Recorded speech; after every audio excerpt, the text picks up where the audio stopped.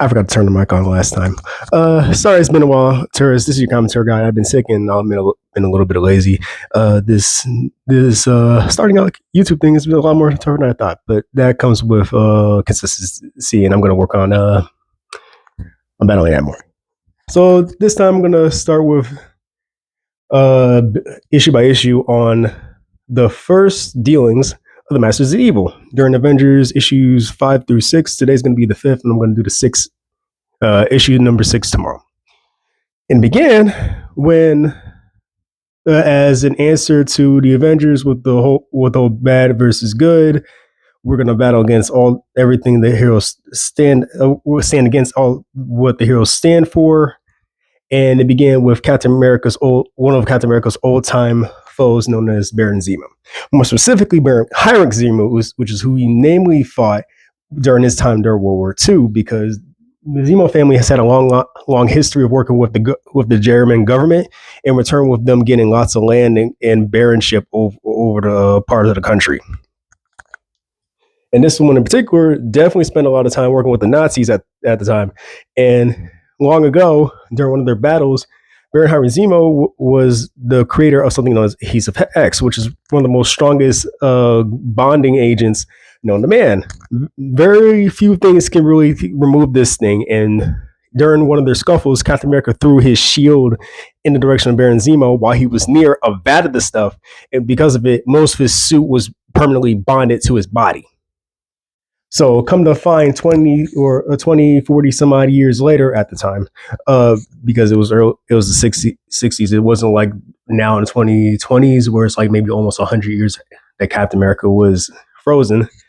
Heinrich Zemo caught news that Captain America was alive, and he was joining the Avengers while he was down in South America, because he was a Nazi after World War II, hiding away and dodging persecution and war crimes and such. And he wasn't going to stand that, hey, Captain America is still being revered as a hero, and he did this to me, and I can't take these clothes or this mask off. So I'm going to take my revenge on him and the people that he fights alongside. So I'm going to have my minions go find some other like-minded and just as strong, superpowered individuals to go battle these superheroes and help me take down Captain America. And I'm going to do it with Black Knight Nathan Garrett, who came from all line of heroes and villains under the moniker, and previous Iron Man villain. The Meltzer, who was also a multi-billionaire that did a lot of shady business practices and was known for a lot of faulty designs. And so he created a melting ray gun that can melt through anything metal and more specifically iron. Another Iron Man villain. The last recruit was someone known as Shen Lu, also known as Radioactive Man, that exposed himself to repeated vats of controlled radiation in a way that didn't kill him. He was strong enough to trade blows with Thor.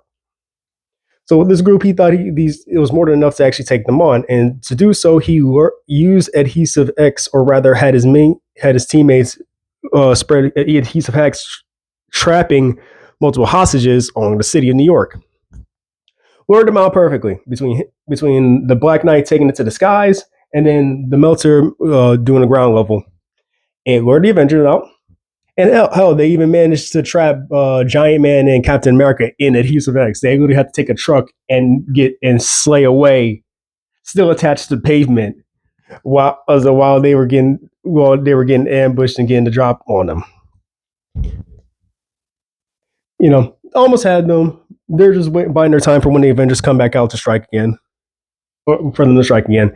And while they were catching their bearings, they call previous villain known as Paste Pot Pete, another person known for strong adhesives, who Iron Man previously defeated in another story. And he, in return, he'd get a less than the sentence in prison.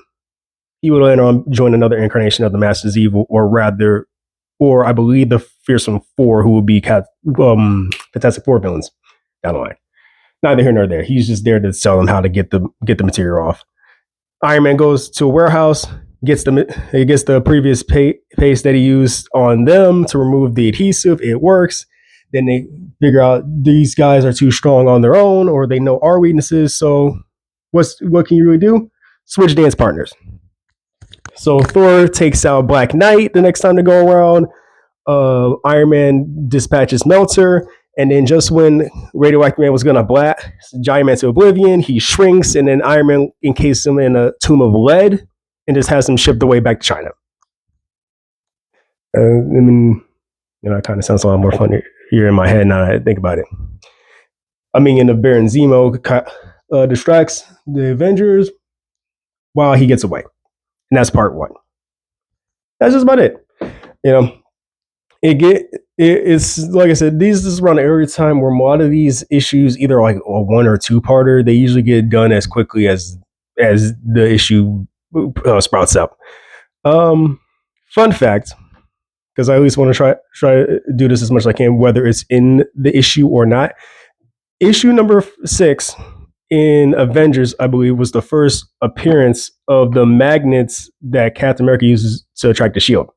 He would later on just get rid of it get rid of them down the line because he felt it was more comfortable with him just tossing the shield around, and he got so good, so where he used to where he oftentimes just always comes back to him. And yeah, like, comment, subscribe. I'll see you guys next time. Thank you for stopping by the tour bus.